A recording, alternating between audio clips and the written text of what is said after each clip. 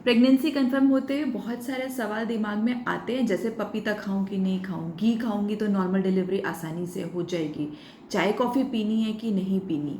अगर इसी तरह के कुछ सवाल आपके भी दिमाग में घूमते हैं तो ये वीडियो है आपके लिए। नमस्ते, मैं हूँ डॉक्टर अपेक्षा बिश्नोई और आप देख रहे हैं माँ की डॉक्टर। आज के वीडियो में हम लोग बात करेंगे बहुत कॉमन फूड मिथ्स के बारे में, कि क्योंकि हम लोग रोज़ ओपीडी में देखते हैं ये सवाल आते ही आते हैं। जहाँ प्रेगनेंसी कंफर्म हुई सबसे पहला सवाल यही आता है, मैम पपीता खा सकते हैं कि नहीं खा सकते। हर एक ने सुना होगा, आपने भी सुना होगा कि प्रेगनेंसी में पपीता नहीं खाना है। अच्छा, कई बार आउट ऑफ रिस्पेक्ट ठीक है नहीं खाना, घर वालों ने कह दिया नहीं खाएंगे, इतने सारे फल हैं, चलो एक चीज़ नहीं खाई, क्या फ़र्क पड़ता है।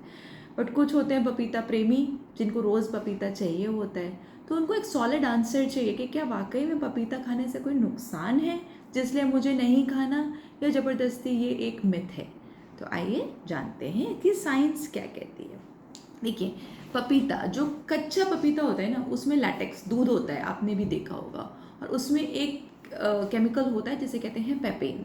जो पेपेन है वो यूट्रस के कॉन्ट्रैक्शंस को स्टिमुलेट करता है, बट एक्चुअली ये बहुत हाई क्वांटिटी में अगर कंज्यूम किया जाए तो ऐसा होता है।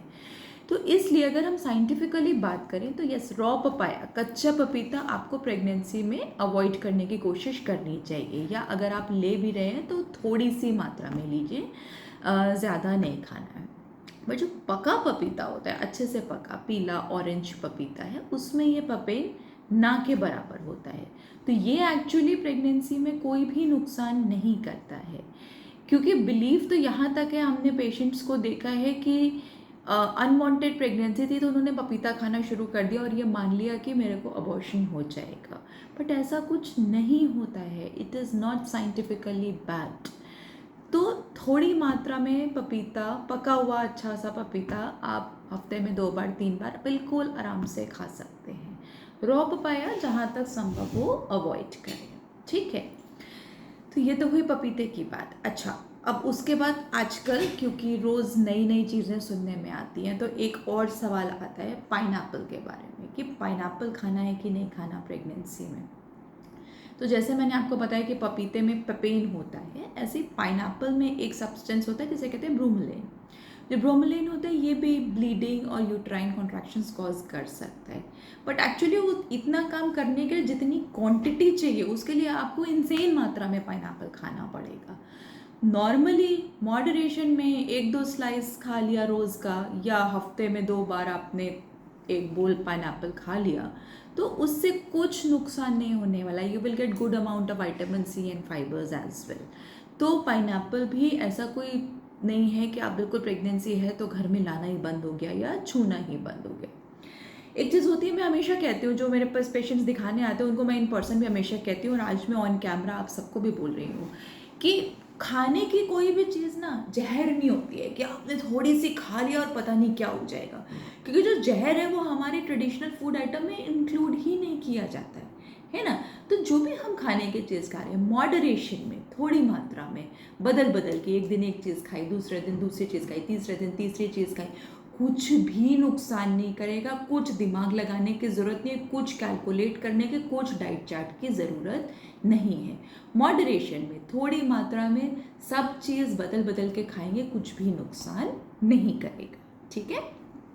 तो ये तो हमने बात की, पहली बात की हमने पपीते की, दूसरी बात की हमने पाइनएप्पल की। अच्छा, एक सवाल और आता है कि प्रेगनेंसी में चाय कॉफ़ी नहीं पीना चाहिए, तो उसके बारे में समझते हैं कि क्या है। देखो, चाय कॉफ़ी इन सब में क्या होता है, कैफ़ीन।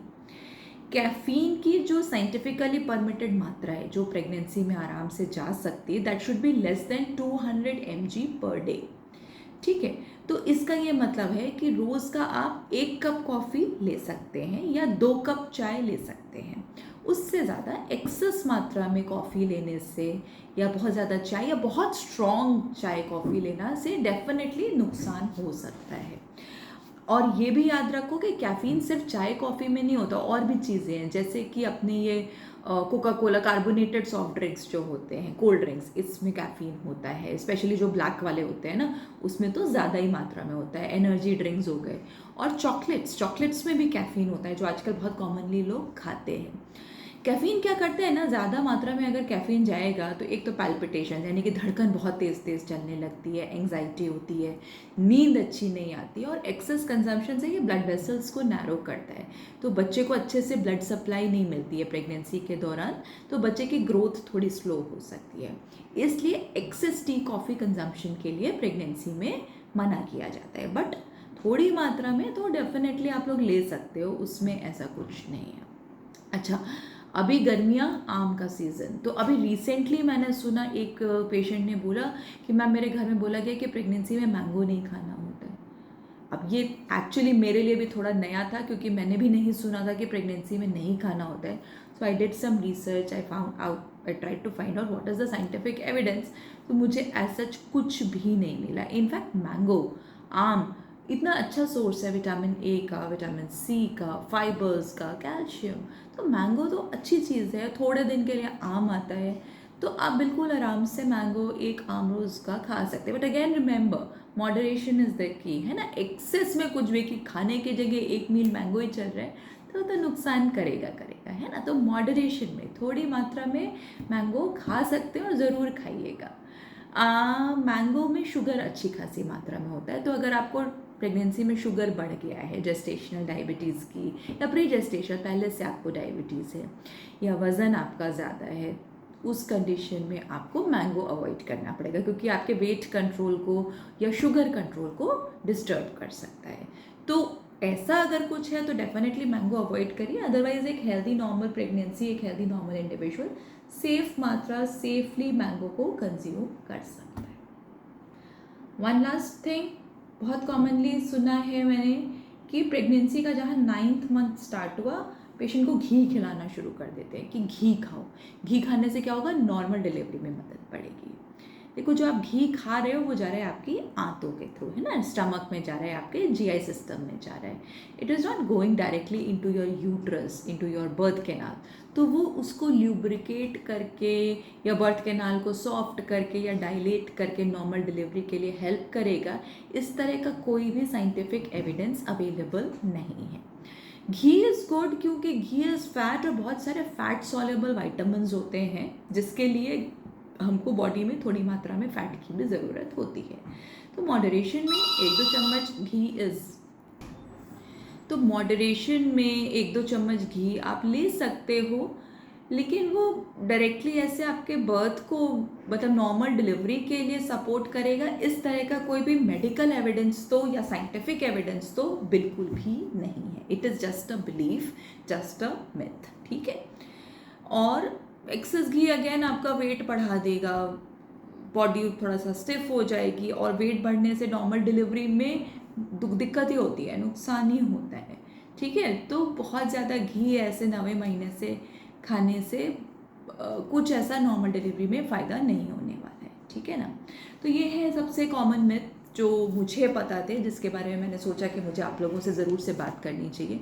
अगर आपको लगता है कि कुछ और भी चीज़ें हैं जिसके बारे में हमें डिस्कस करना चाहिए, तो आप कमेंट बॉक्स में डालिए कि इसके बारे में क्या, इसके बारे में क्या।